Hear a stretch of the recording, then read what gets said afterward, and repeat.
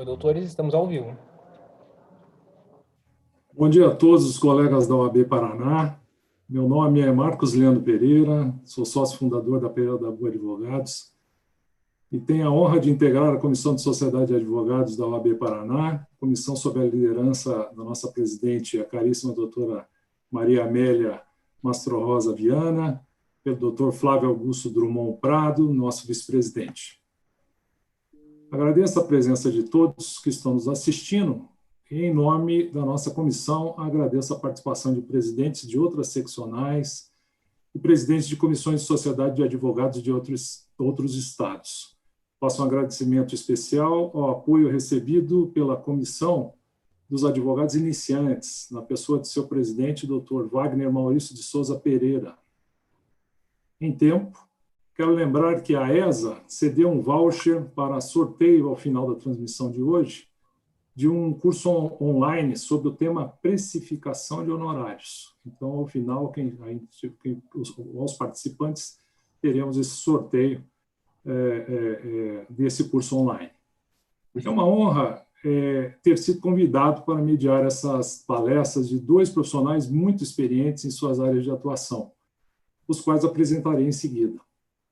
Para contextualizar o tema das palestras ao tema principal do evento, lembro que este seminário foi organizado como uma das etapas do projeto de apoio da OAB às ODS, que são os Objetivos de Desenvolvimento Sustentável, lançado durante a Cúpula das Nações Unidas sobre o Desenvolvimento Sustentável em 2015, composta por 17 objetivos e 169 metas a serem cumpridas por seus signatários até 2030.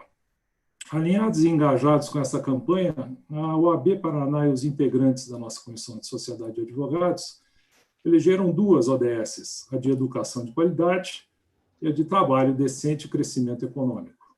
E também como resultado da pesquisa de campo realizada por essa comissão em um significativo número de sociedades de advogados existentes no Paraná, foi constatada a necessidade de aprofundamento em matérias pouco exploradas nos cursos regulares de graduação, independentemente da instituição de ensino, sendo estes temas entendidos como essenciais para a melhoria da qualidade do relacionamento entre sócios e demais profissionais, bem como para a melhoria da performance e resultados de suas sociedades, implementando e concretizando através de seus princípios e pilares todas as denominadas boas práticas de governança e que deveriam ocorrer, ou que deveria ocorrer, desde a fundação de nossa sociedade de advogados. Com tais objetivos, foi sugerida a aprovação pela Comissão de Sociedades de Advogados este tema, governança corporativa voltada às sociedades de advogados em tempos de crise. Para que conseguíssemos atingir os objetivos de inserção do tema governança corporativa aplicada à sociedade de advogados, pensamos em um seminário onde os temas seguiriam uma ordem lógica. Iniciamos, na segunda-feira passada, com a brilhante palestra do ilustríssimo professor doutor Alfredo de Assis Gonçalves Neto, que tratou do tema tipos de sociedade. O professor Assis Gonçalves dispensa apresentações e a sua palestra foi fundamental para deixar evidenciada a natureza jurídica e as peculiaridades das sociedades de advogados como uma sociedade simples. Na sequência, tivemos a palestra da doutora Cristiane Mioto, tratando do tema registro. Sem dúvida, é a profissional que mais conhece e domina o funcionamento, a legislação e as formalidades relacionadas ao registro de sociedades na OAB Paraná. Encerrando o primeiro dia do seminário, tivemos a palestra-aula da ilustre professora doutora Heloísa Guarita, sobre o tema tributos. Esta palestra foi extremamente útil e muito elogiada. Foi uma excepcional didática e objetiva aula de direito tributário. Entretanto, antes de passar a palavra aos nossos palestrantes de hoje, preciso lembrar alguns pontos de atenção trazidos pelo professor Assis Gonçalves. Como bem lembrou o professor Assis Gonçalves, a partir do Código Civil de 2002, a sociedade de advogados passou a ser sociedade simples, deixando claro É uma sociedade simples, por ter como objeto o exercício da advocacia, ou seja, uma atividade intelectual. O professor Assis fez um alerta pelo que não há que se alegar que, pelo fato de uma sociedade de advogados tornar-se grande, com expressivos números de sócios e advogados, ainda assim, esta não pode ser caracterizada como uma sociedade empresária. Importante é deixar claro que o nosso seminário, neste nosso seminário, a nossa comissão, nós estamos absolutamente alinhados a esse entendimento, pelo que entendemos que é possível, sim, implementar as boas práticas de governança corporativa sem necessariamente afrontar a natureza jurídica das sociedades de advogados, qual seja a de sociedade simples, em razão do exercício de uma atividade intelectual pura. Dito isso, passo à apresentação dos nossos palestrantes. Teremos uma primeira palestra, no prazo de 30 minutos, sobre o tema governança corporativa, mecanismos de integridade e a qualidade da liderança, apresentada pelo professor Rodrigo Casagrande. O professor Rodrigo é doutor em administração de empresas com estágio doutoral na Universidade de Montreal. No meio corporativo, é diretor da RCA Governança e Sucessão e leciona como professor convidado na FGV Management as disciplinas de governança corporativa e ética e sustentabilidade.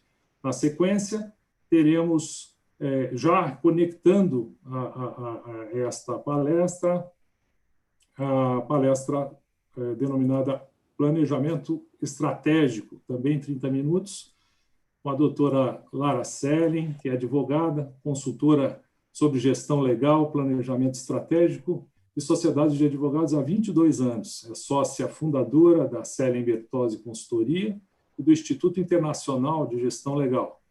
É presidente da Comissão Especial de Gestão, Empreendedorismo e Inovação do Conselho Federal da OAB. É autora de 16 obras sobre gestão de escritórios de advocacia. Ao final da palestra da doutora Lara, passaremos às perguntas e respostas. Primeiramente, professor Rodrigo, a palavra é sua. Muito obrigado.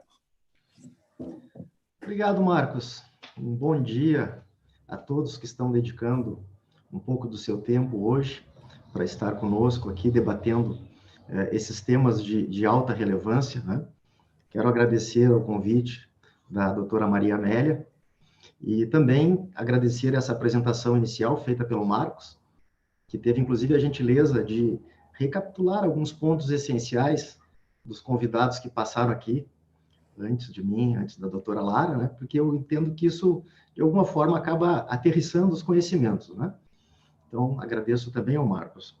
Eu vou começar falando, então, sobre o que eu tenho acompanhado um pouco nessas lives, né? Muitos especialistas tentando fazer uma leitura de como que as organizações precisam reagir a todo esse cenário de incertezas na nossa economia.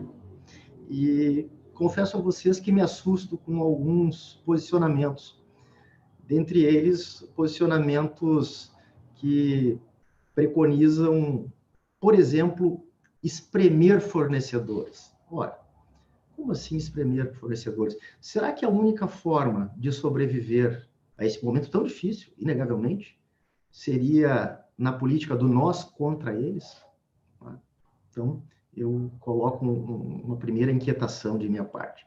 Segundo, eu também vejo alguns comentaristas, especialistas de gestão, falando que deve vir um mundo melhor, em que as organizações elas vão ter vão repensar, vão se reinventar dentro de valores que tendem a criar um maior compartilhamento, né, solidariedade, e eu também questiono esse ponto. Esse ponto eu questiono porque eu tenho uma certa sensação dicotômica com relação às pessoas que pensam dessa maneira. Dicotômica no seguinte sentido: um lado fica um pouco cético e outro otimista. Tá? O lado cético me diz o seguinte: as empresas que até então não tinham um olhar de entregar para a sociedade algo mais nobre do que puramente entregar os ganhos para os seus associados ou sócios, essa, a meu ver, ela tende a ser assim, logo após nós sobrevivermos a essa pandemia. Ela seguirá com esse modo de operação. E, a meu ver, essas vão desaparecer ali na frente. Com pandemia ou sem pandemia, elas iriam desaparecer. O meu lado otimista é o seguinte: eu percebo claramente uma revolução cultural global que está acontecendo, e isso vem antes da pandemia, né? E o epicentro dessa revolução cultural global é a sustentabilidade.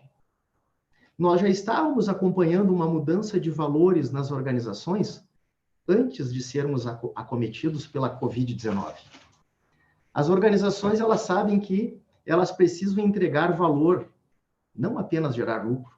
Essas são as empresas que vão continuar prosperando, são as empresas que continuarão atraindo os melhores talentos, não é? Geração de valor é diferente de geração de lucro. Não que eu esteja aqui vilanizando o lucro, não. Uma organização, ela precisa gerar resultados, seja ela uma companhia aberta, uma SA de capital fechado, não é? Ou uma sociedade simples de pessoas que caracteriza os escritórios de advocacia, por assim dizer, não é? Tem que gerar resultados. Mas o valor, ele é tão ou mais importante, porque o que envolve o valor? O valor, ele nunca será obtido se houver uma desvinculação da ética, não é? Você pode gerar lucro utilizando mão de obra análoga ao escravagismo. Você pode gerar mais lucro ali na última linha, na DRE trimestral. Você pode gerar mais lucro corrompendo um agente público para ganhar uma licitação. Valor você não gera. O valor, ele sempre estará atrelado à condição da ética. A ética pressupõe que é muito importante que você ganhe, mas desde que você não esteja prejudicando a coletividade, não é? Então, eu penso que esse movimento, ele já existe antes da pandemia. Por isso que eu falei dessa dicotomia que eu sinto em relação a esses especialistas que preconizam que, olha, há uma tendência das empresas a repensarem seus valores. Não, eu sou cético com relação a isso. Não é por conta de uma pandemia que uma empresa vai se reinventar. Eu penso que esse movimento, e aí é o meu lado otimista, ele vem de antes. Nós somos felizes porque a nossa geração está sendo testemunha de uma revolução cultural global voltada à sustentabilidade, que valoriza as relações éticas e a geração de valor para a sociedade, não é? Eu gostaria também de convidá-los para participarem por meio do nosso chat, com perguntas, inquietações.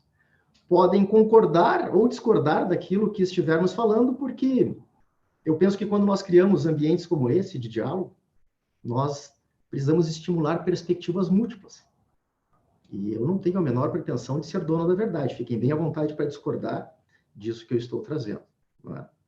Daqui a pouco alguém está pensando lá, esse cara aí, eu acho que é aquela personagem poliana lá, daí ele vê tudo cor-de-rosa. Não.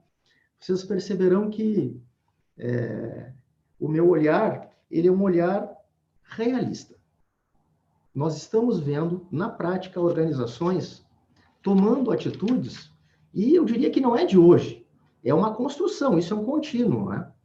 No mês que vem, dia 10 de julho, mais especificamente, estará completando 58 anos que a Volvo brindou o mundo com o advento, né, a inovação do cinto de segurança dos 3 pontos.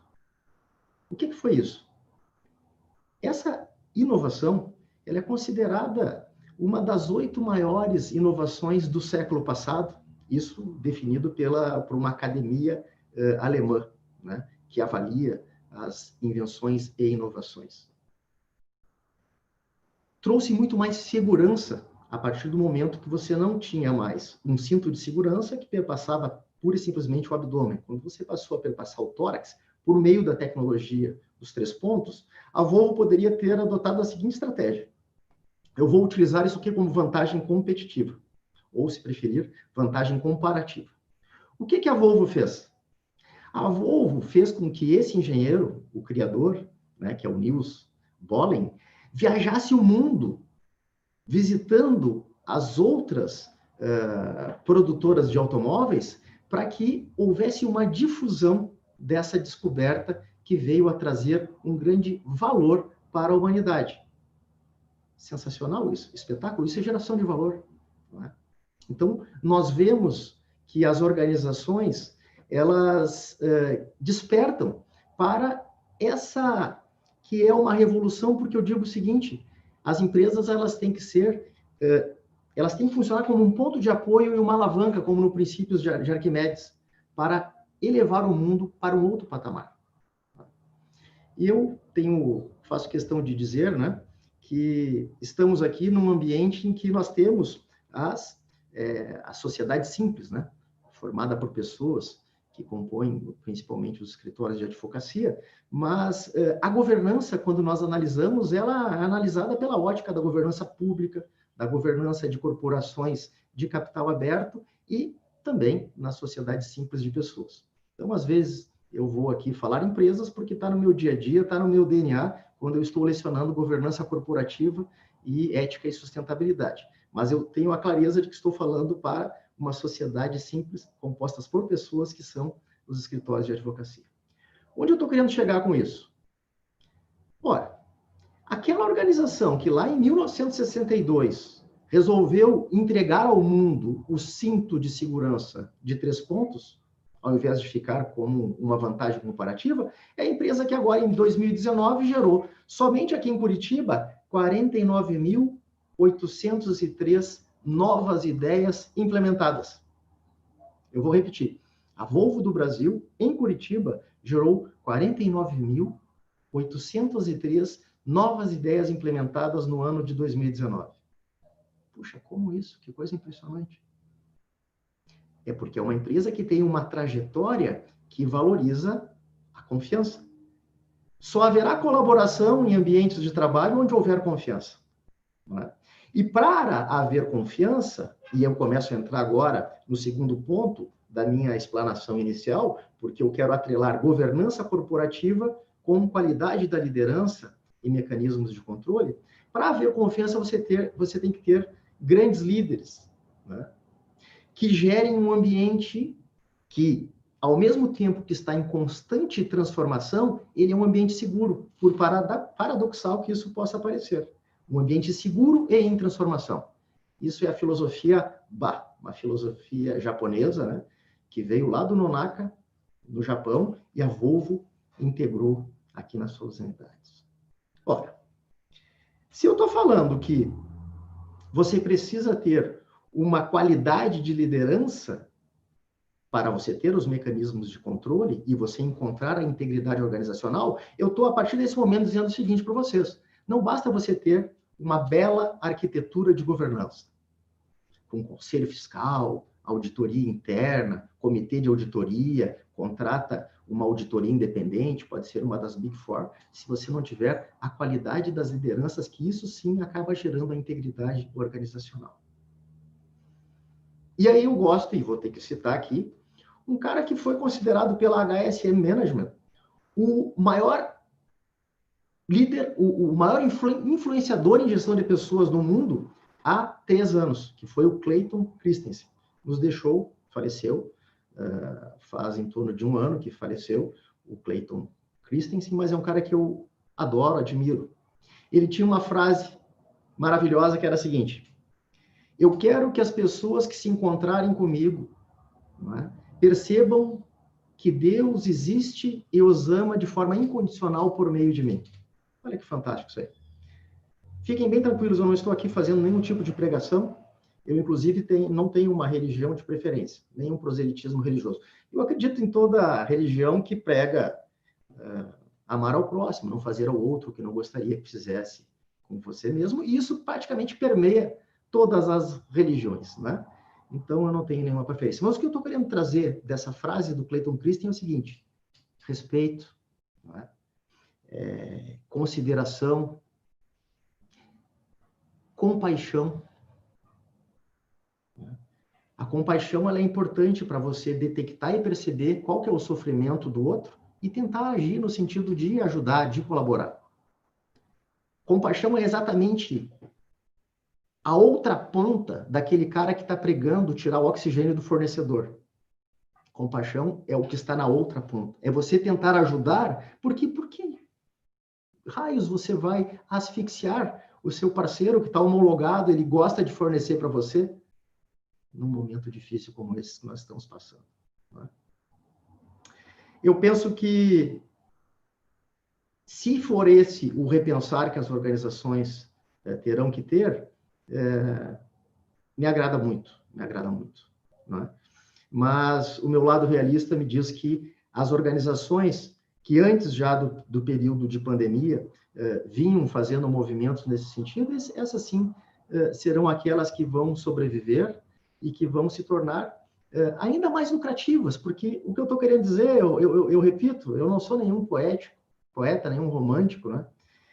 As organizações elas vão gerar resultados, só que aquelas que são as empresas de capitalismo consciente, elas terão como consequência da geração de valor mais resultados, mais lucratividade. E aí você vai ter pessoas querendo trabalhar para essas organizações, você vai poder selecionar os melhores talentos. Você vai ter fornecedor querendo estar homologado a essas organizações, então você eventualmente não sofrerá com um eventual gargalo de fornecimento. Né? E você terá clientes que gostam e apreciam essa relação com a sua organização. Porque, vejam, cada vez mais as pessoas estão querendo atrelar o seu hábito de consumo, e, em especial, a oferta do seu tempo, do seu trabalho, para organizações que elas admiram. As pessoas querem atrelar valores pessoais com os valores organizacionais. Não por acaso eu lecionava pela FGV, esses tempos foi inclusive aqui em Curitiba, e havia ali 2 executivos do setor tabageiro, vou preservar o nome da organização, né? E eles diziam, olha, Rodrigo, isso eles não pediram qualquer tipo também de segredo, falaram numa turma com 45 pessoas. Rodrigo, nós não estamos conseguindo contratar os talentos que nós gostaríamos. Os talentos que nós queremos não querem trabalhar para nós. O que está envolvido aí? A externalidade negativa gerada, né, pela atividade, pelo objeto da organização, que acaba gerando o câncer, todos nós sabemos. Né? Percebe? Eu acho isso extremamente impactante. Por outro lado, você tem uma empresa aqui do nosso Paraná, né, a Pormad, que produz portas, considerada uma das 5 melhores empresas para se trabalhar, ela já foi, pela Great Place to Work, que teve uma ideia genial, a meu ver, que foi a seguinte: vamos criar aqui uma biblioteca, né, e vamos permitir que os nossos funcionários leiam, e quando eles se dispuserem a ensinar os demais colegas, eles vão receber uma remuneração. Primeiro, por terem lido, só ali já era uma remuneração que é paga na PLR. Se ele se dispuser a ensinar os seus colegas sobre o que aprendeu, ele não precisa ser sobre portas, né? Pode ser sobre o assunto que ele bem entender. Ele tem ainda um plus. Olha só que sensacional. Detalhe, foi estendido a cônjuges, porque o presidente dessa companhia, que é o Zini, ele entendeu que começou a dar algum tipo de desgaste nas relações. Isso porque gap de repertório, de vocabulário. Quem lê começa a ter um vocabulário mais sofisticado. E aquele ou aquela que não lê começa a achar a pessoa meio, né, meio enjoada. Começa a dar uma desconecta, né? O Zini, então, abriu também para cônjuges esse projeto, sensacional. E um dia eu fui parabenizá-lo num evento de RH aqui em Curitiba. Ele disse, não me dê parabéns por isso, não. As pessoas querem trabalhar para mim, então eu posso escolher as melhores. As minhas causas trabalhistas são baixíssimas comparativamente com os meus concorrentes ou até mesmo com as outras empresas lá da região. Né? As pessoas se sentem motivadas e engajadas, então isso, de alguma forma, retorna para mim, na forma de mais produtividade, na forma de excelência. Né? Isso melhora os meus resultados. Então, a geração de valor, ela acaba retornando na forma de lucro. Então, eu penso que precisamos considerar que estamos, sim, vivendo uma revolução cultural global. E por que a minha opção não foi por abrir aqui as caixinhas que compõem uma arquitetura de governança e apresentar para vocês um conselho fiscal com as suas atribuições, as 3 linhas de defesa, não é? Onde se encontra o compliance officer, qual as atribuições, né? Qual a atribuição do comitê de auditoria, quais as atribuições da auditoria independente? Não. Primeiro porque queremos falar para as sociedades né, de pessoas que compõem os escritórios de advocacia. E talvez não houvesse um fit, não houvesse assim uma aderência entre uma estrutura de uma companhia aberta, né, para os escritórios de advocacia. Mas, principalmente porque, a meu ver, nesse momento, o que nós temos que falar é sobre qualidade das lideranças, para nós podermos sair desse momento tão difícil. Eu vejo que as organizações que conseguirem sobreviver a esse momento, elas colherão frutos maravilhosos a partir de 2021. Né? Inclusive, existe um livro do Rui Guerra, que retrata aquele período da gripe espanhola, né? Em 2018, em 1918, eu lembro que o número gira em torno de 18 mil pessoas faleceram no Rio de Janeiro, em 1918, com a gripe espanhola, que na verdade era a gripe americana. Né? Quando se debelou a gripe espanhola, meus amigos, 1919 é considerado o maior carnaval de todos os tempos no Rio de Janeiro, segundo os historiadores, imbatível. Eu fico imaginando o que nós teremos pela frente a partir de 2021. Né? Se nós conseguirmos encontrar ou um remédio ou uma vacina para essa Covid-19 este ano, em 2020, o ano que vem é ano de Olimpíada em Tóquio, é ano de Eurocopa, e eu fico pensando, eu vou ficar insuportável de tão faceiro que eu vou ficar. Eu vejo um mundo muito bonito vindo pela frente. Mas gostaria de registrar que eu não acredito que as organizações estão sendo remodeladas por conta da pandemia. Essa revolução, ela já vem de antes. Antes da pandemia, as organizações já perceberam que elas estão aqui para fazer deste mundo um mundo melhor. Um mundo que toda organização ela é feita de pessoas. Então, um mundo em que as organizações elas são compostas por lideranças de qualidade que atraem e fazem com que as pessoas queiram continuar trabalhando para essas organizações. Porque você não vai dedicar 40 horas da sua semana para trabalhar para um gestor sem talento. Você está colocando pelo ralo. Você está jogando pelo ralo a sua vida. Você tem que trabalhar com quem você admira. E se você vai admirar essas pessoas, ato contínuo, a consequência disso é que você está admirando a organização para a qual você trabalha. Essa seria a minha primeira abordagem, né? Antes de passar a palavra para minha colega de apresentação, a doutora Lara, eu quero dizer que, logo na sequência, eu fico à disposição para responder algumas perguntas que puderem emergir dessa minha primeira fala, e dizendo que vocês podem tranquilamente discordar do que eu estou falando, e o ideal é que nós possamos realmente debater aqui nesse momento que foi oferecido pela doutora Maria Amélia, né? E, mais especificamente, pela Comissão de Sociedades de Advogados. Obrigado. Passo a palavra ao doutor Marcos. Muito bom, professor Rodrigo. Excelente, levantou pontos aí que realmente vai ser um prato perfeito aí para a doutora Lara Selling, que adora tratar desses temas. E eu, sem perder tempo, já passo a palavra a ela. Doutora Lara, por favor, a palavra é sua. Bom dia. Que bom começar o dia com discussões tão profundas, né?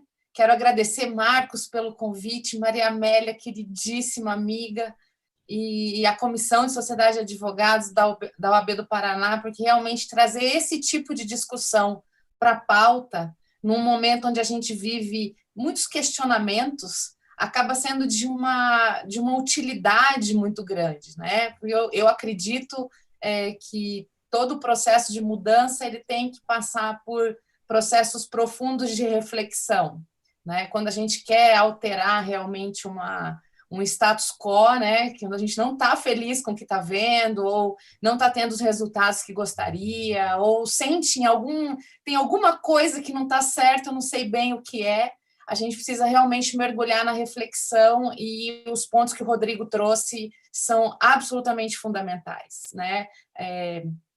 Sempre é sobre pessoas.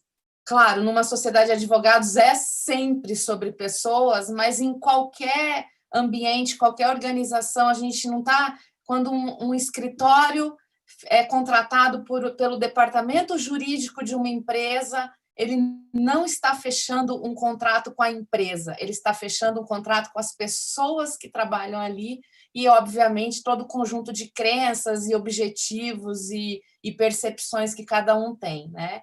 Então, é sempre sobre pessoas, e quando a gente está fazendo essa transição num momento onde nos obrigou a fazer a reflexão, querendo ou não, a gente poderia ter passado 2020 sem pensar em algumas coisas.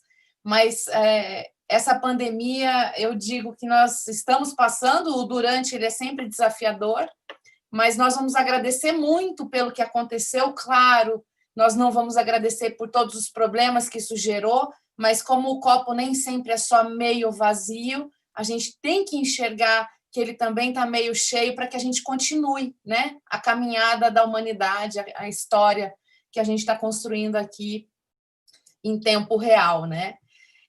Eu trabalho com planejamento estratégico de sociedade de advogados há cerca de 20 anos. Quando a gente começou a falar disso, claro, ali já era um princípio para trazer temas como governança, como uma sociedade de advogados bem administrada, pactos entre sócios que realmente pudessem ser longevos, né, que pudesse dar uma sustentabilidade para o grupo. A gente fala disso há 20 anos.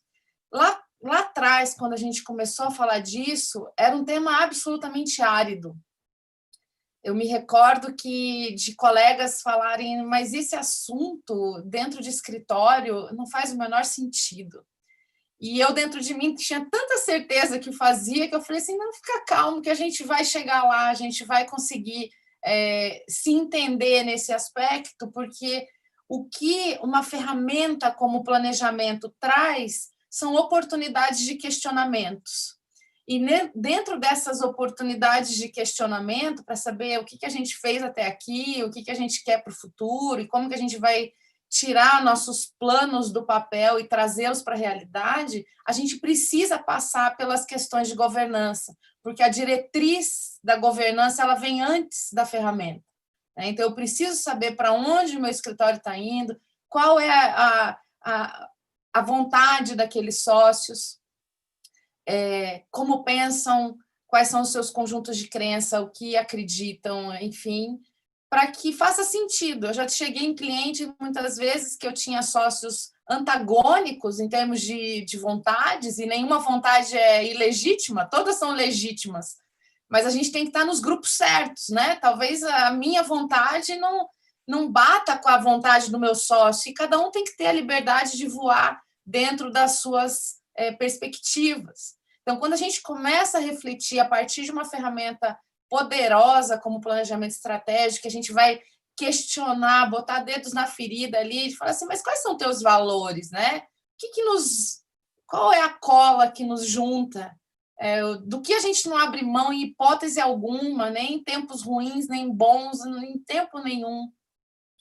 E isso vai fazendo uma certa... vai nos dando algumas conclusões que às vezes a gente não quer enxergar porque não é fácil. Muitas vezes eu tenho outros interesses envolvidos ali, mas quando a gente está falando, e aqui o foco, quando a gente fala de governança, quando um escritório decide olhar para a sua governança de verdade e fazer o uso de uma ferramenta como planejamento estratégico, poderia ser outra, enfim, não existe só uma, mas o planejamento ele é uma ferramenta muito potente nesse aspecto.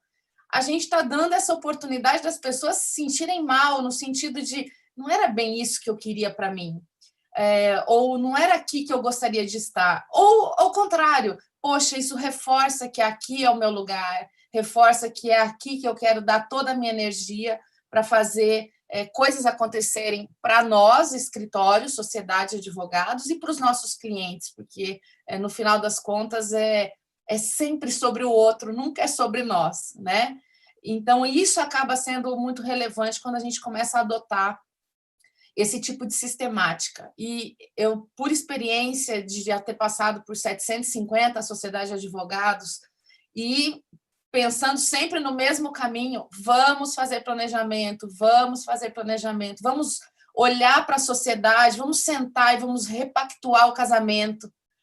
Se a gente não pensou nisso quando nós começamos a sociedade lá atrás, vamos sentar aí 15, 20 anos depois para ver as bases das nossas decisões e colocar isso dentro de um acordo de sócios. Isso é governança. Eu posso não dar a roupagem de governança como as empresas tradicionais dão, e não temos a necessidade disso, mas se eu trouxer os princípios para cá e começar a pactuar que, olha, nós vamos ter uma única diretriz, a nossa missão é muito clara, para onde a gente quer ir, todos nós queremos a mesma coisa, as bases de valores estão definidas, e aí a gente pode emprestar da governança a sua base de princípios, que é muito, muito importante. Então, a gente não está falando de grandes estruturas, a gente está falando de transparência, a gente está falando de prestação de contas, a gente está falando de equidade, a gente está falando desse tipo de coisa, né? Então, quando isso é trazido para as práticas diárias do trabalho, na relação sócio-advogado, na relação advogado-cliente, na relação escritório-poder público, quando a gente paga nossos tributos, né? A sociedade, a OAB, quando a gente tem que respeitar um código de ética, isso tudo é governança. E quando eu trago isso para o dia a dia, eu estou mandando uma mensagem para os meus advogados, para as pessoas da minha equipe, dizendo, olha, aqui dentro, a regra da casa, né? As regras da casa, toda casa tem regras, toda casa deve ter regras. Essas regras são as nossas. Nós respeitamos até tal limite, nós fazemos tal coisa.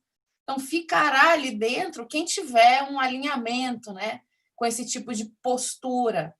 E aí, logicamente, quando a gente começa a desenvolver esse tipo de caldo dentro do escritório, começa no dia a dia, nas pequenas coisas, a gente, quando fala de governança, às vezes as pessoas acham que são as grandes coisas, mas eu tenho para mim que a governança ela aparece nas pequenas coisas. E eu tenho uma frase da minha mãe que me acompanha: a gente não tropeça na montanha, a gente tropeça nas pedrinhas, nas pequenas relações, nas pequenas faltas de atenção a determinados tipos de princípios que vão nos afetar, porque ele vai crescer em outros momentos. Se ele começar a aparecer em muitos momentos, muitas atitudes, ali a gente está meio que perdido, né? Então, a necessidade, como o Rodrigo falou, de uma liderança muito atenta, né?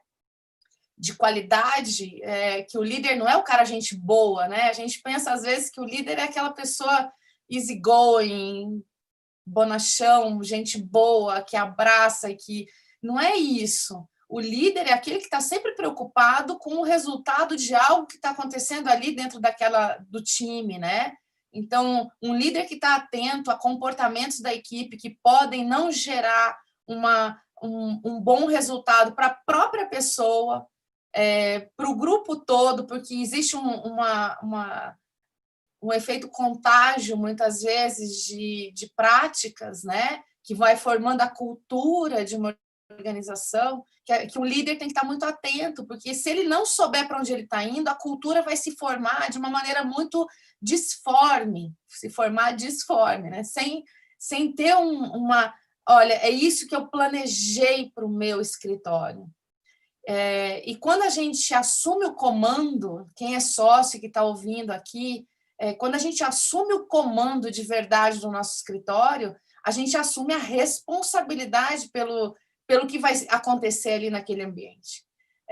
E quando eu assumo a responsabilidade, eu assumo a liderança, eu assumo a governança, eu assumo o estar lá na frente dizendo, pessoal, é para cá que a gente vai. E aí, logicamente, nós temos aí uma série de conceitos e teorias e práticas e ferramentas e metodologias que vão nos ajudar, que vai ser um acessório aí para a nossa vontade. O planejamento não faz um líder sair de um ponto A para o ponto B por si só. Existem estatísticas aí que 60% dos planos escritos, tá? Porque tem gente que faz plano na cabeça, que não coloca no papel, que não compartilha com as pessoas, que o planejamento fica uma coisa meio que fechada a 7 chaves. Mas 60% dos planos escritos tendem a dar certo. Mas E aqueles 40 que ficaram ali, que alguém sentou um dia, né, ficou 2 dias num workshop, pensando, falando, tendo ideias, coloca no papel e não sai, não vira, não vira realidade. É porque não é só a ferramenta. Eu preciso ter um elemento humano por trás, dizendo, olha, nós temos que ter disciplina, nós temos que ter coerência, nós temos que ter consistência. Muitas vezes me perguntam qual que é a prática de planejamento, vamos fazer um workshop de planejamento, e eu falo assim, não vai funcionar, você quer só que o planejamento aconteça em dezembro? O ano está acabando, começa a dar aquela agonia, o outro está começando, e a gente quer já meio que ter uma diretriz, mas se você não incluir o planejamento na tua agenda diária e semanal, ele não vai sair do papel. Uma vez eu fui fazer um trabalho num escritório que grande, tinha umas 180 pessoas que integravam aquela banca, e eles me chamaram para liderar, para, enfim, manejar o planejamento estratégico deles. E, logicamente, eu estava conhecendo o escritório naquele momento, eu falei, tá, então me municia com o planejamento anterior. Dentro da minha cabeça, né, não chegaríamos a ter 180 pessoas se não tivéssemos um caminho já trilhado, né? Então, o que você faz com o planejamento? Você começa do zero? Não, você pega o último para identificar o que aconteceu, para você checar os gaps e aí sim planejar para frente, mas sempre com uma base histórica. E aí eles chegaram para mim com uma folha de papel. Esse é o planejamento. Eu fiquei meio... Não, mas eu não quero só isso, né? Ali as diretrizes, missão, visão, aquela parte inicial. Eu falei assim, eu quero as atas de reunião. Vocês fizeram reunião? Eu quero os planos de ação. O que vocês conseguiram realizar? Até que ponto foram? Quem estava presente? Eles começaram a se olhar e... Aí eu só falei assim, qual foi o último dia que vocês sentaram para falar sobre essa folha de papel? Foi em novembro do ano passado, isso já era janeiro do outro. Eu falei, tá, então a gente não fez planejamento, nós só vamos conseguir tirar do papel os projetos que vocês têm, que são projetos incríveis aqui, se a gente conseguir manter uma rotina de reuniões mensais de comitê estratégico, de reuniões semanais de subcomitês temáticos, para que as pessoas trabalhem nisso e possam evoluir nesse sentido. Senão a gente não vai conseguir, nós vamos ficar todos frustrados aqui, achando que a culpa é da ferramenta. Então, tudo é sobre pessoas, a gente precisa entender essa sistemática, né? Eu preciso ter um líder obsessivo nesse aspecto, que entende. E aí, uma coisa que para a advocacia ela é muito recorrente, os nossos 5 anos de faculdade nos ensinou a sermos operacionais. Os 5 anos de faculdade ensinam o advogado a fazer audiência, a peticionar, a estudar o caso, mas não ensina a gente a fazer uma atuação, um trabalho tático com a nossa equipe, de coordenação, de dizer, olha, você tem que fazer isso, olha, tem aqui X prazos essa semana e a gente precisa se dividir aí para dar conta de tudo. Isso é um trabalho tático de coordenação. E não ensina a gente a fazer o estratégico, que é olhar lá na frente, olhar o que virá e trazendo essa força de pessoas que têm intenções claras e que se baseiam em princípios claros. Enquanto o Rodrigo estava falando, eu peguei um livro aqui, o meu mentor, que é meu mentor há 20 anos, ele é um cara muito especial. E ele escreveu um livro chamado Exceção à Regra. Ele está aqui, vou até colocar para vocês, ele está em inglês, o Peter é inglês, residente nos Estados Unidos, onde ele escreve. É um livro fantástico para esse tema que a gente está falando aqui. Ele pega as 9 virtudes, 9 ou 7,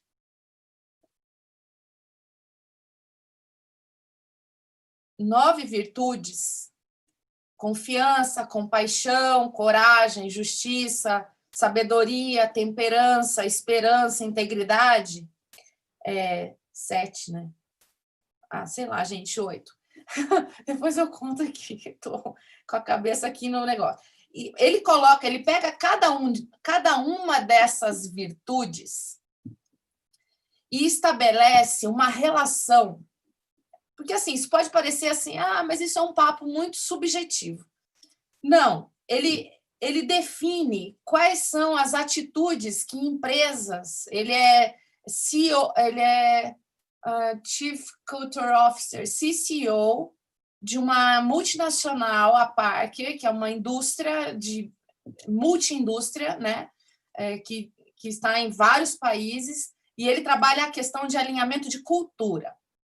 Então, a cultura da planta da China, com a planta americana, com a planta alemã, com a planta da África do Sul. Então, eles têm plantas no mundo inteiro, e ele é o responsável, o diretor de alinhamento de cultura. Então, que mecanismo ele achou para isso?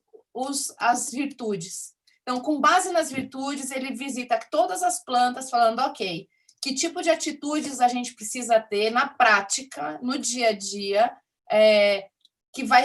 do nosso trabalho, que vão refletir essas virtudes e qual o resultado para a empresa que vem dessas virtudes. Então, acaba sendo uma forma interessante da gente analisar. Eu até tenho um treinamento sobre isso, que a gente acaba trazendo esse tipo de conteúdo para que a cabeça expanda. Princípio não é uma coisa para ficar na subjetividade. Ele precisa ser traduzido em ação, senão ele não funciona. E aí a governança está muito ligada a isso, e, por consequência, o planejamento também, porque eu preciso ter atitudes e virtudes acontecendo o tempo todo para que esses planos saiam do papel, porque esse é o grande objetivo. Nós estamos aqui vivendo várias perguntas. Eu fiz, acho que, 58 lives em pandemia, contadas. Essa semana tem mais. E uma pergunta que me fazem com uma certa recorrência é: e o planejamento que a gente tinha em janeiro, o que eu faço com ele? Quando, em março, eu sou obrigado a mudar tudo. Você replaneja, porque, já entrando no tema da prática do planejamento estratégico, o que rege, além de todas essas coisas que a gente falou, o que rege é o cenário. Eu só posso agir de acordo com o cenário que eu tenho. Não adianta eu ficar pensando, mas eu gostaria de fazer tal coisa, em 2015 era tão bom, em 2010 era melhor, mas eu... Não, a tua realidade não é aquela, o passado passou. Então, a gente precisa ser muito pé no chão nesse aspecto, mantendo os valores, mantendo os princípios, mantendo a diretriz, mantendo o core, né? Para que o meu escritório existe, para quem ele trabalha, quais são as áreas de atuação dele. Considerando isso tudo, eu preciso pisar o pé no chão. Como? Analisando o cenário. Então, todo o trabalho de início de planejamento, e em março nós fomos obrigados a fazer replanejamento por conta de uma mudança drástica de cenário, né? Uma mudança dura de cenário. Então, em janeiro a vida era uma, em março a vida se transforma. Então, nesse momento ali de início de algo, eu tive uma conversa que está gravada, inclusive, quem me seguir no Instagram vai ter ali no IGTV, está em inglês a conversa, mas é uma conversa com uma consultora de preparação para desastres. Esse é o título do trabalho dela. Ela trabalhou durante mais de 20 anos numa sociedade de advogados americana, com base nos Estados Unidos, mas multinacional, com vários escritórios espalhados pelo mundo. E o trabalho dela, como eles estavam posicionados em locais onde desastres naturais eram muito possíveis de acontecer, terremotos, furacões, tsunamis, ela estava em posicionamentos do globo onde esse tipo de ocorrência é um fato da vida, né? E a gente conversou exatamente sobre isso, sabendo e isso tem muita conexão com planejamento estratégico, porque planejar é anteceder o que eu preciso fazer para me proteger de algo que pode acontecer, né? Então, quanto melhor for a minha leitura de cenário, mais eu consigo me antecipar. E esse é o trabalho dela, né? Então, o trabalho dela dentro dos escritórios era treinar as pessoas para ocorrências como um furacão. Tudo bem, o furacão ainda dá para você, com alguns dias, saber que ele está se aproximando. Mas um terremoto, muitas vezes, não. Ele não tem um aviso, ele não dá uma semana antes para você falar, olha, põe as pessoas em tais lugares para proteger as vidas, né? Uma tsunami também, talvez, né? Tem que ter um trabalho de análise muito forte ali dos órgãos que cuidam disso. Mas o trabalho dela era exatamente esse. Ok, você está com um escritório em Los Angeles, se der um terremoto ali, qual é a atitude? O que eu tenho que largar tudo e fazer agora? E eu só posso fazer isso se eu tiver treinado. Não sei nada sobre isso. Ai, gente, espera aí, só um pouquinho.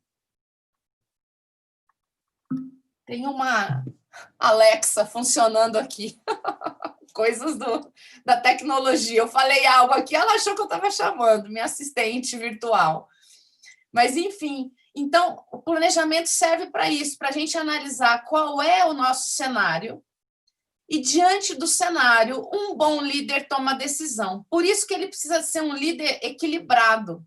Porque se ele for um líder apavorado, então imagina o que aconteceu do dia para a noite em março, quando nós, sem aviso, estava todo mundo achando que a vida ia continuar numa boa.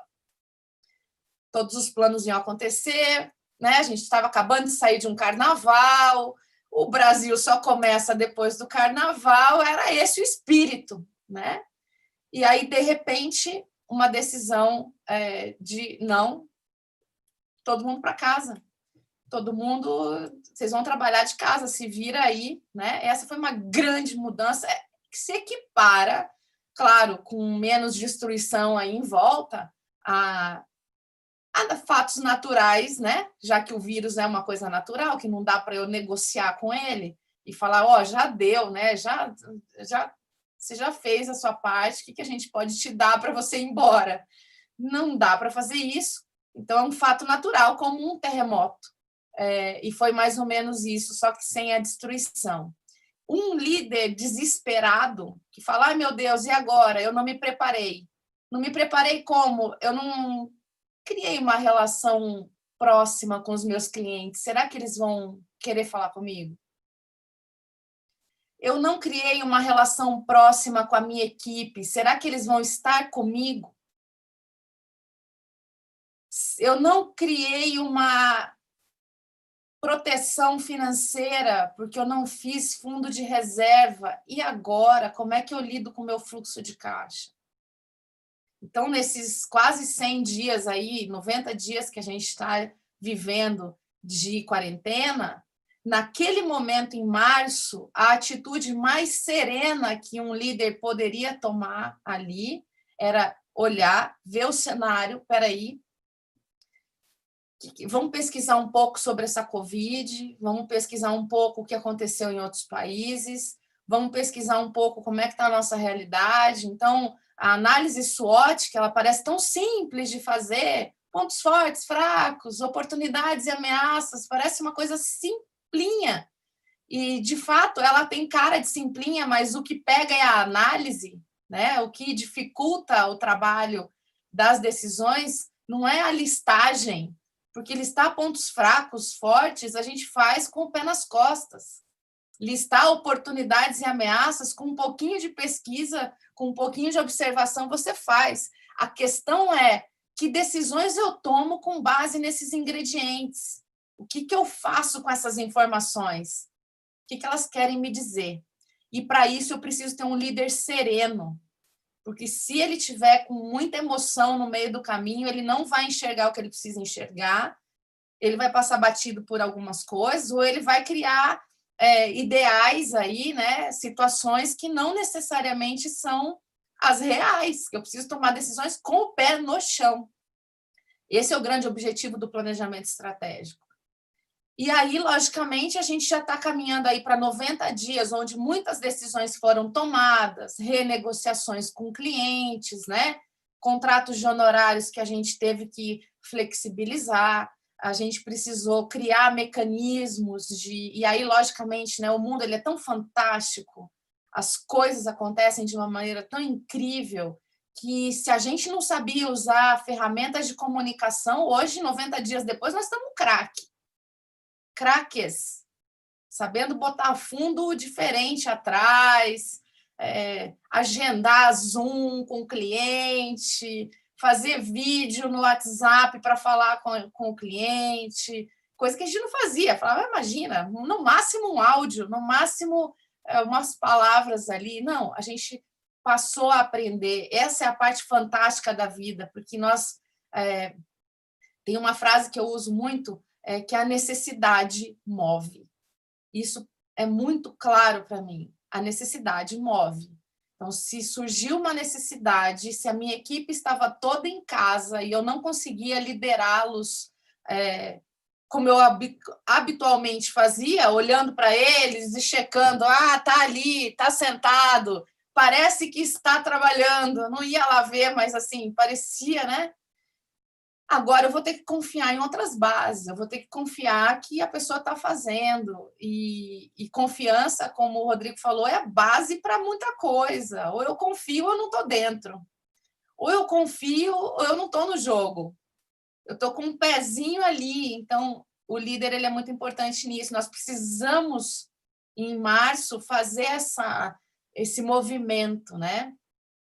E, obviamente, que essa necessidade nos moveu as empresas de tecnologia, de comunicação, para melhorar a qualidade. Hoje a gente faz esse tipo de reunião com muito mais qualidade. Nós estamos aqui e o Zoom não caiu, a internet está segurando, está todo mundo podendo aí de dentro de casa, né, assistir, o que nos gerou uma percepção melhor a respeito do nosso tempo. Hoje, para a gente sair de casa e fazer algo que me demande meia hora de carro para algum lugar para ir e meia hora para voltar, eu vou pensar 2 vezes, porque aquela 1 hora que eu perdi dirigindo, eu poderia estar estudando, eu poderia estar fazendo outras coisas. Então, o mundo está se abrindo para outras possibilidades, né?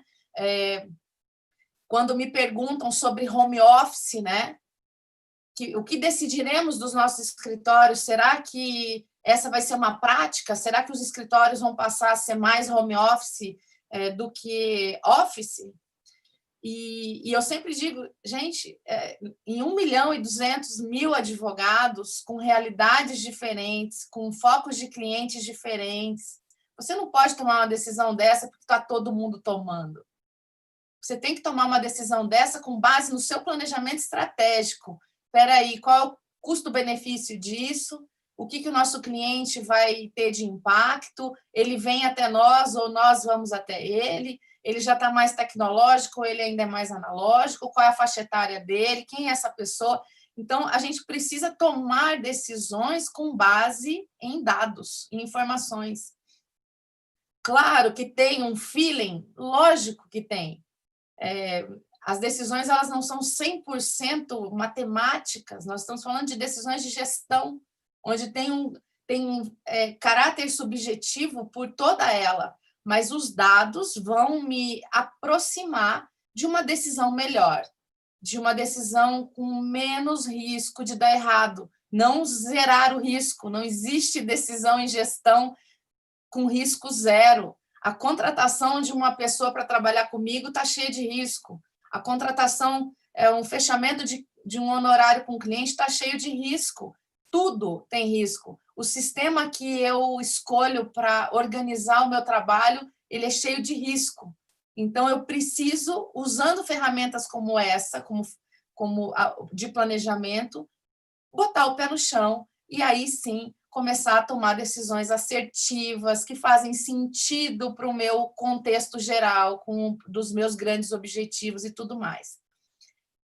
Já chegando quase no final, claro que não daria para dar uma aula de planejamento estratégico aqui, que até não era esse o objetivo, era a gente bater um papo da importância que ferramentas que me fazem parar para questionar e eu aumentando a minha capacidade de fazer mudanças em mim mesmo, porque esse é o grande objetivo. As organizações jurídicas ou não jurídicas estão aí para nos aprimorar como pessoas, como profissionais. Então, se um dia eu comecei a vir, só a gente se pensar em nós mesmos aqui, quem éramos nós quando nós iniciamos a nossa carreira? Seguramente pessoas bem diferentes, com uma visão de mundo diferente, com conceitos diferentes, com conhecimentos diferentes. Então, cada conceito, cada coisa nova que eu vou adicionando, eu vou aumentando a minha capacidade, a minha potencialidade, né? Então, é isso, a gente se abrir para ser líderes melhores. Mas eu não sei liderar. Começa, aprende. Tenha curiosidade para ler, para ouvir, para conversar com pessoas que são, observa, vê como um age, faz uma autoanálise, vê quais são os teus pontos cegos, o que você precisa trabalhar para realmente evoluir, né? Uma vez eu li de um coach australiano que ele falou assim, se você quer, ele estava falando para empresas, né? Mas vale para o nosso escritório. Se você quer ter uma grande empresa, então vou parafrasear, se você quer ter um grande escritório, não estou falando aqui grande em porte, porque isso pouco importa. Se você quer ter um grande escritório reconhecido, com uma reputação legal, que presta um excelente serviço, seja uma boa pessoa. Então, uma grande pessoa. Se você quer ser um grande escritório, quer ter um grande escritório, seja uma grande pessoa. E grande pessoa em vários sentidos, né? E é isso, acho que a gente tem que... eu continuo aí advogando, né? Na 4ª edição, o nosso livro de planejamento estratégico, desde 2003, tentando incutir na mente dos advogados a necessidade de parar, pensar e refletir e tomar decisões, porque agora a gente está entrando por uma outra fase de replanejamento. Nós vamos começar o processo de retomada, né? O César do Paraná já preparou, inclusive, um material nesse sentido, de orientação, ok, o que eu faço, o que eu tenho que cuidar, quais são as minhas bases, e além disso, o que vai acontecer com os nossos negócios jurídicos, o que poderemos implementar, quais são os novos projetos, o que eu posso oferecer para cliente, como que eu vou lidar com a minha equipe, eu vou fazer essa equipe ficar part-time home office, part-time no escritório, vou fazer o quê? Vou diminuir custo, não vou? Preciso o quê? Fazer o quê? Para não só... Porque o grande objetivo, só para fechar, quando a gente está fazendo SWOT, só existem 4 caminhos. A análise SWOT só me aponta para 4 diretrizes estratégicas. Ou eu preciso sobreviver quando eu tenho pontos fracos e muitas ameaças em volta de mim, ou eu tenho que me manter quando eu tenho pontos fortes e muitas ameaças perto de mim, ou eu vou me desenvolver quando eu tenho pontos fracos e muitas oportunidades em volta de mim, ou eu vou crescer se eu tiver pontos fortes e oportunidades. Então, no cruzamento dessas grandes forças, eu só posso tomar 4 caminhos. Talvez nesse momento, para muitos escritórios, seja um momento de sobrevivência, porque eu tenho muitos pontos fracos se eu não me preparei para uma mudança drástica de cenário, se eu não tinha uma equipe forte, se eu não tinha uma relação de clientes boa, se eu não tinha um fluxo de caixa, e se eu fui pego pelas ameaças que estão do lado de fora. No meu setor, por exemplo, as coisas não estão bem. Numa advocacia empresarial, onde as empresas estão com problemas, a consequência disso é que eu tenha menos espaço para trabalhar, né? Então, alguns escritórios podem ter essa diretriz, e aí eu tenho que dar foco total em sobrevivência. Minha missão é sair vivo. Esse é o grande objetivo, né? Não está nos planos desistir, não está nos planos morrer na praia, não está nos planos não dar certo. Mas eu tenho que ser muito focado para fazer as estratégias de sobrevivência acontecerem. Para outros escritórios, eu já estou enxergando escritórios com capacidade de adotar estratégias de desenvolvimento, um reconhecimento, sim, que tem pontos fracos, mas já enxergando oportunidades no mercado. Oportunidades de que natureza? As inadimplências que estão acontecendo em tudo quanto é parte, a área trabalhista que voltou a ser um patinho bonito, porque era um patinho feio até então, depois de reforma. Então, é isso que a gente precisa fazer. O planejamento estratégico, ele me dá diretrizes. E aí, lógico, se eu estou com uma equipe fechada comigo, se eu estou com uma equipe que está coesa, a gente vai correr atrás do que é prioridade, que é uma outra questão de planejamento que é fundamental. Não dá para fazer tudo o que eu quero. Eu tenho que respeitar as prioridades, porque o tempo é muito limitado, né? Então, quando eu sei o meu caminho e eu tenho as minhas prioridades e eu tenho a minha equipe e tenho resistência e tenho fôlego para poder fazer a luta continuar, eu sim vou sair vivo lá na frente, vencendo a sobrevivência. Eu estou talvez autorizado pelo cenário, não é por mim, não é por Deus, não é por ninguém, pelo cenário para partir para novas etapas. Por isso que a gente tem que fazer sempre planejamento, porque o cenário muda. Então, com isso, eu encerro aqui a minha fala, que eu falo muito e espero que tenha sido útil para quem está assistindo.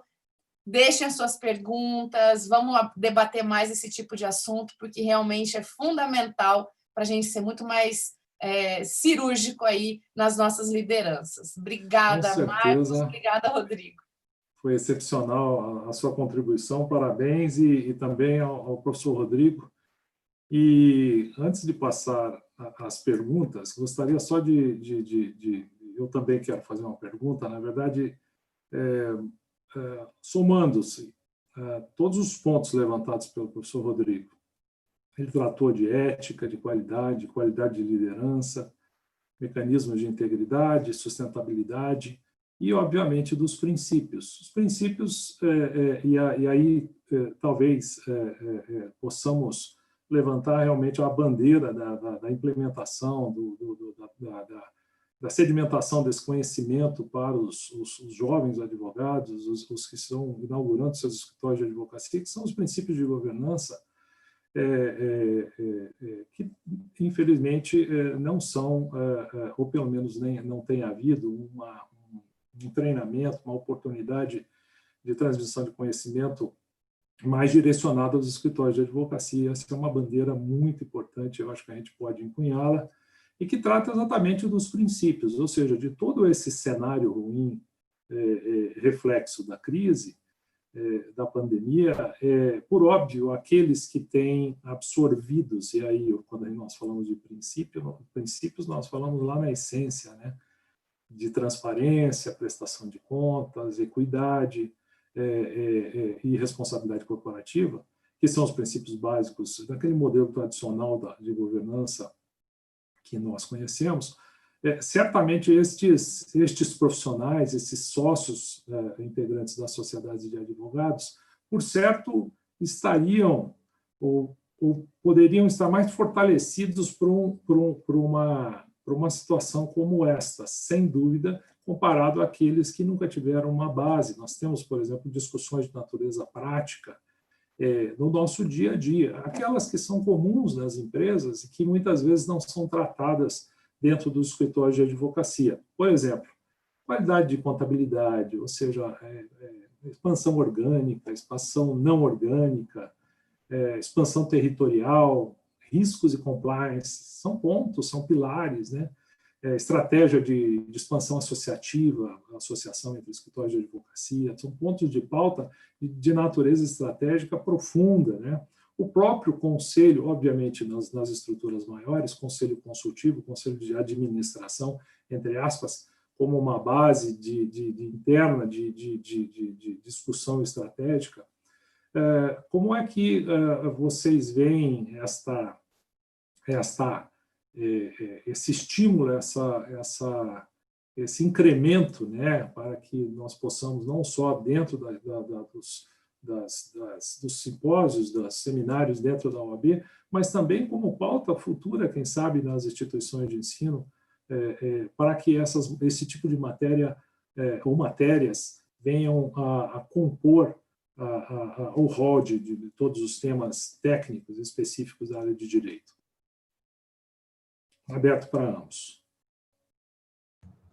Acho que eu posso começar. Por gentileza. Na ideia de ladies first, já que eu estou no meio aqui de vocês. Perfeito. Marcos, isso é uma coisa assim que eu digo que eu trabalho por isso, tá? Se eu pudesse definir a missão do meu trabalho, Lara, é trazer para dentro dos escritórios da sociedade de advogados, para a mente dos advogados iniciantes, esse tipo de conceito. Então, a gente já vem fazendo isso há muitos, muitos anos, mas é óbvio que a gente precisa continuar muito, muito, muito tempo ainda, porque, como eu falei, a formação do advogado não traz esse tipo de assunto como um assunto relevante. A gente precisa trazer isso para a pauta. Como presidente da Comissão Especial de Gestão, Empreendedorismo e Inovação do Conselho Federal, nós temos o projeto, tem um projeto lá, que não é um projeto novo. Eu fui palestrante em, acho que, conferências da Advocacia Nacional da Advocacia desde 2008 que eu falo. E em todas as oportunidades que eu estou em painéis, está nos anais das conferências esse tipo de pedido. Trabalho da OAB, juntamente com o MEC, para trazer para as matérias de gestão, para trazer as matérias de gestão para os cursos de direito, mas é óbvio que isso envolve uma série de coisas, né? Envolve uma série de negociações, não tem professor capacitado necessariamente para isso, nacionalmente falando, porque existem, como a gente pode ver aqui, detalhes, existem características de escritório que são muito particulares. Então, a gente precisaria passar por um grande treinamento, uma grande preparação de professores para falar para advogados, na linguagem do advogado, para que isso realmente entre na cabeça, para que não seja uma coisa assim, mas isso não é para mim, isso é para multinacional que está com ação na Bolsa. Não, querido, não é para ação na Bolsa, isso é para você sim. E aí a gente precisa ter todo esse, vamos dizer assim, esse rol de argumentação para fazer a pessoa falar, entendi, eu preciso realmente aprofundar nisso. Então, a gente tem algumas questões que nós precisamos superar, mas é óbvio que dentro do ambiente de OAB, trazer esse tipo de tema, aprofundar, fazer workshops mesmo de trabalho, para entender do que a gente está falando quando a gente fala de transparência, do que a gente está falando quando a gente me dá exemplos de questões de transparência no dia a dia de um escritório, ou de equidade, porque isso é tocar no dedo da ferida ali, porque talvez o comportamento das pessoas esteja diferente desse tipo de princípio, e isso dói um pouco, tem que saber como colocar isso para não criar uma suscetibilidade, né? Mas eu acho que, assim, assina embaixo, pelo amor de Deus, para ontem. Professor, tem uma pergunta ao professor Rodrigo, mas quer fazer alguma manifestação sobre esse tema?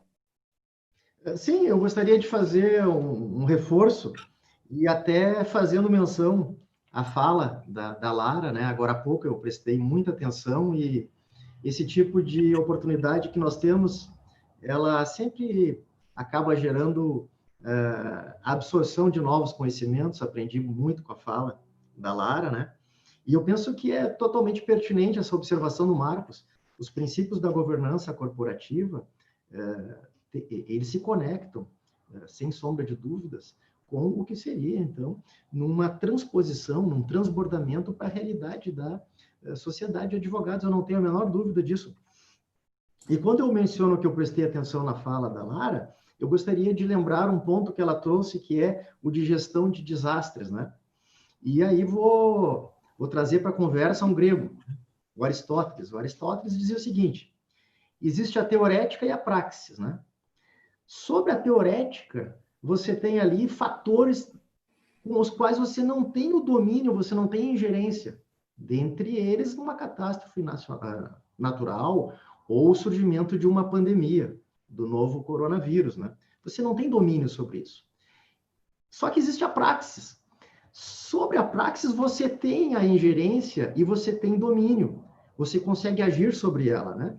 E é óbvio que nós não temos domínio sobre uma série de variáveis que compõem o nosso dia a dia nas organizações, no nosso trabalho. Mas tem as variáveis que nós temos comando e controle. Foquemos nelas, né? Principalmente no que nós estamos vivendo. Nós estamos vivendo um momento de gestão de caixa. Nós temos que trabalhar e rever qual que é o nosso fluxo de caixa consolidado, não é? Então, foquemos naquilo que nós temos domínio.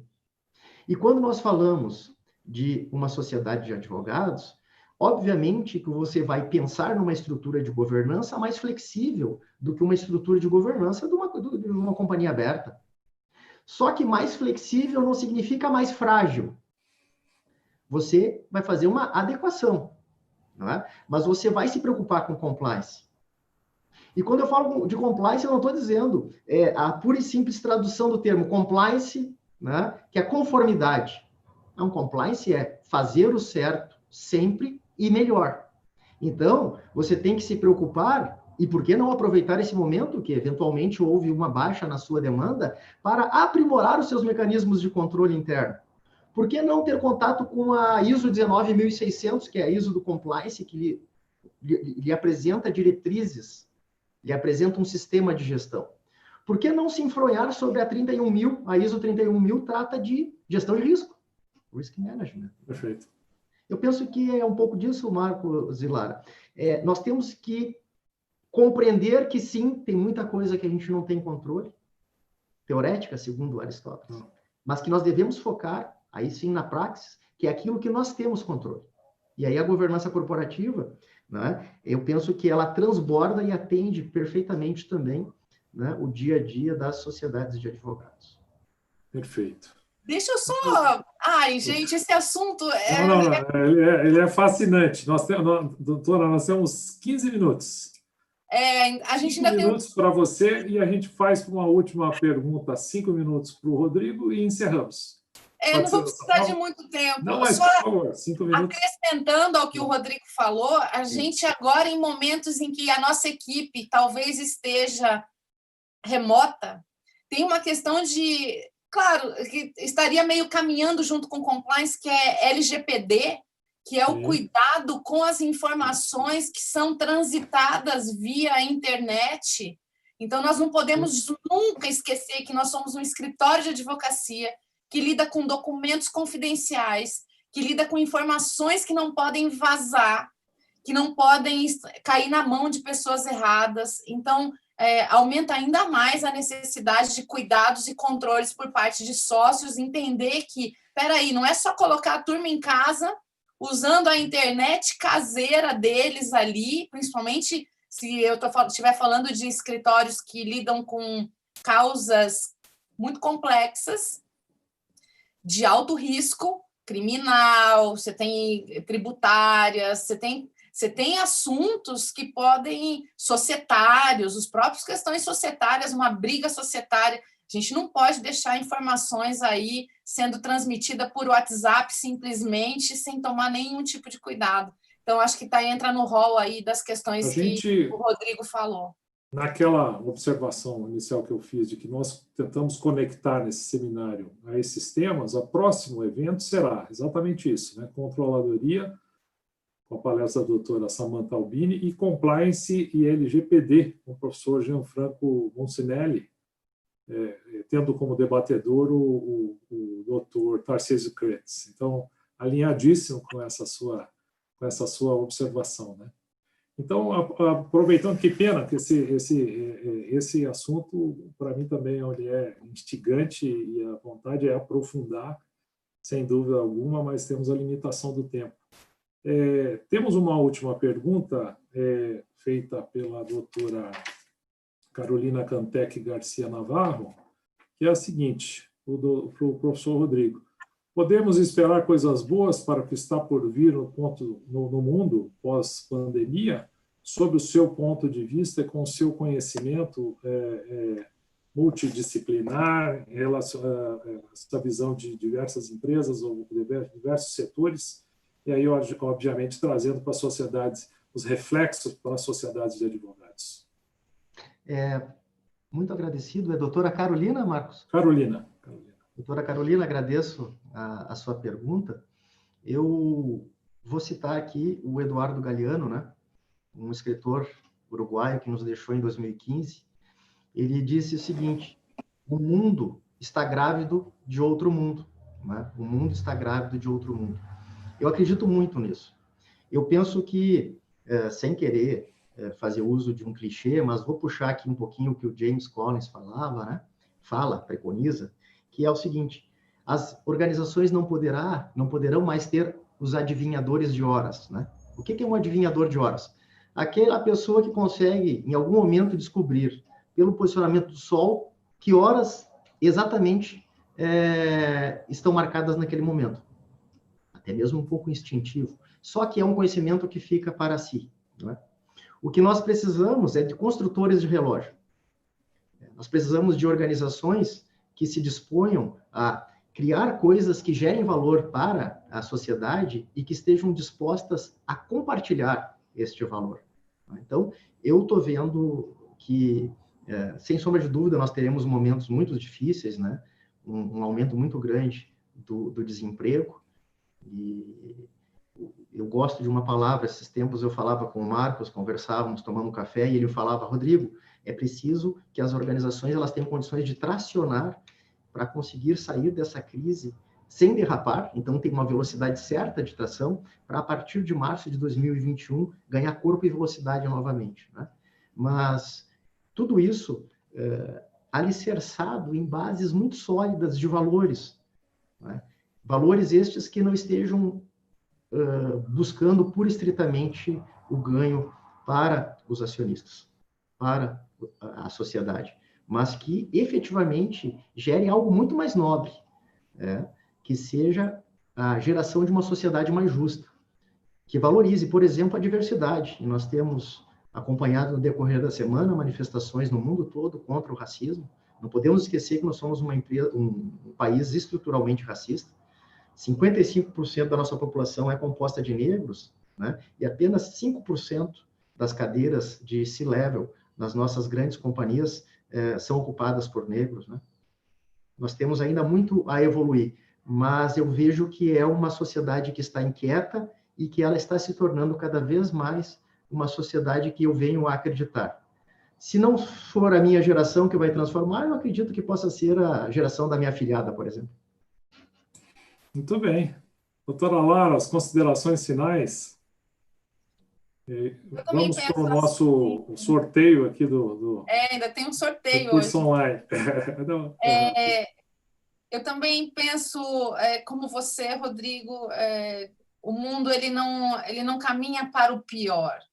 Às vezes acontecem coisas necessárias para a gente fazer revisões, mas a ideia é que a gente se aprimore com esse processo. Também não tenho essa visão poliana de que quem não estava preparado para isso, ou tinha uma visão, ou uma forma de enxergar o mundo muito mais, vamos dizer assim, fria e desconectada com esse processo evolutivo. Eu não acredito que uma pandemia faça grandes transformações em mentes que não estavam prontas para isso, né? Mas porque a gente está em evolução e até porque nós precisamos do lado contrário para poder nos enxergar também, né? A gente só vai se enxergar melhor quando eu tenho um espelho que não necessariamente transmite aquilo que eu acho que eu sou, né? E sim aquilo que o outro vai imprimir em mim, vai fazer com que eu fale assim: será que eu gostei disso ou será que eu não gostei? Será que eu quero isso para mim, para os meus filhos, para os meus netos, para a minha equipe, para minha, enfim, para minha família, para os meus amigos? E a gente passa a transformar o mundo. Também não é uma coisa de mudar o planeta, os 8 bilhões de pessoas que estão ali. É a gente mudar no nosso pequeno mundo, né? Então, quando a gente consegue mudar o nosso pequeno mundo, a gente já está fazendo grandes mudanças.